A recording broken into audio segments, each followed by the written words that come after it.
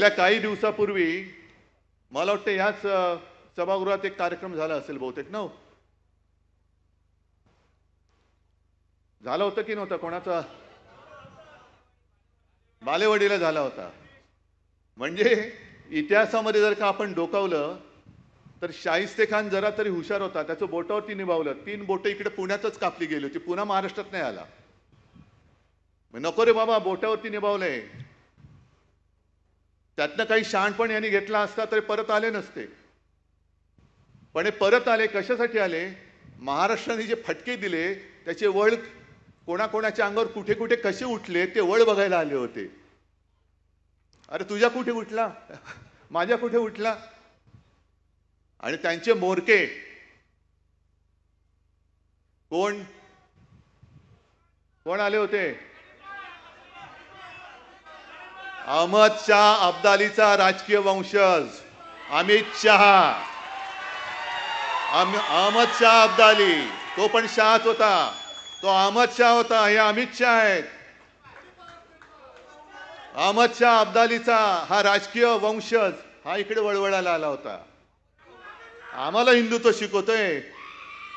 अरे नवाज शरीफचा केक खाणारी अवलाद तुमची, तुमच्याकडनं आम्ही हिंदुत्व शिकायचं? शिवसेनेने हिंदुत्व सोडलं का? आम्ही हिंदुत्व सोडू? कशासाठी सोडू?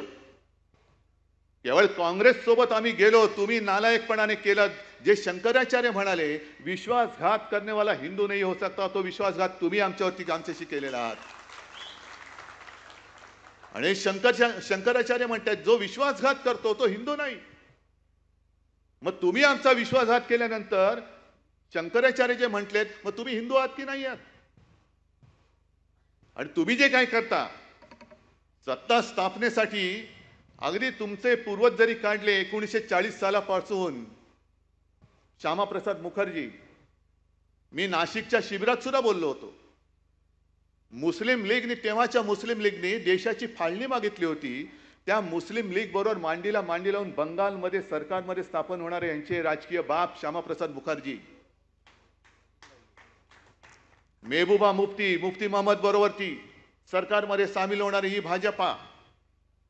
आज सुद्धा चंद्रबाबू नायडू हा काय हिंदुत्ववादी माणूस आहे? नितीश कुमार हे काय हिंदुत्ववादी माणूस आहेत? पण त्यांनी मुस्लिम काय म्हटलेलं आहे त्याच्याकडे डोळे झाक करून आम्ही आमचं सांगतोय, आमचं हिंदुत्व कसं आहे हे आम्ही जाहीरपणाने सांगतोय. अरे पहिलं तू कसं आहे अमित शहा ते तरी सांगा ना आम्हाला.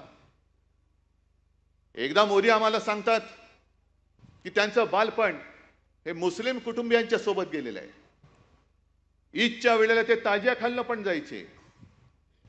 ईदच्या दिवशी त्यांच्या घरचं जेवण मोदीजींच्या घरी यायचं. मग हे जर तुमचं हिंदुत्व किंवा तुमची धर्माची संकल्पना असेल तर उत्तर प्रदेशमध्ये आता आदित्यनाथनी जे काय लावलं होतं ते कोर्टाने हाणून पाडलं. कावड यात्रा जी वर्षानुवर्ष चालले, त्या मार्गावरती जेवढी दुकानं आहेत त्या दुकानदारांच्या मालकांची नावं त्याच्यावर लावायची, हा हिंदू आहे का मुसलमान आहे. मग मोदींचं हिंदुत्व आम्ही मानू तुमचं आहे म्हणून का? ते आदित्यनाथ सांगतायत ते तुमचं हिंदुत्व आहे. तुम्ही वाटेल ते करता. आम्ही काय म्हटलं तर लगेच त्यांनी हिंदुत्व सोडलं. मग आणखीन एक त्यांनी एक शब्द काढलाय, ते हिंदू मुसलमान मुलामुलीचं लग्न झालं आणि काय झालं की लव जिहाद. मग तसं मी म्हणतोय तुम्ही बेशरमपणाने तुमच्या सत्तेसाठी सरकारमधनं माणसं फोडताय, पक्ष फोडताय, पक्ष चोरताय. कोणत्याही पक्षाच्या जाहीरनाम्यामध्ये मुसलमानांसाठी काही जर का असेल तरी देखील तुम्ही त्यांना जवळ करताय. आणि आम्ही आमचं हिंदुत्व जे काय आहे ते सांगितल्यानंतर मुसलमान आमच्या सोबत असतील तर आम्ही औरंगजेबाचे फॅन क्लब. मग तुमचं जे काय चाललंय हा सत्ता जिहाद नाहीये, हा सत्ता जिहाद आहे. सत्तेसाठी वाटेल ते, म्हणजे तुम्ही काही करा पण आम्हाला सत्तेत घेताय तर तुम्ही आमचे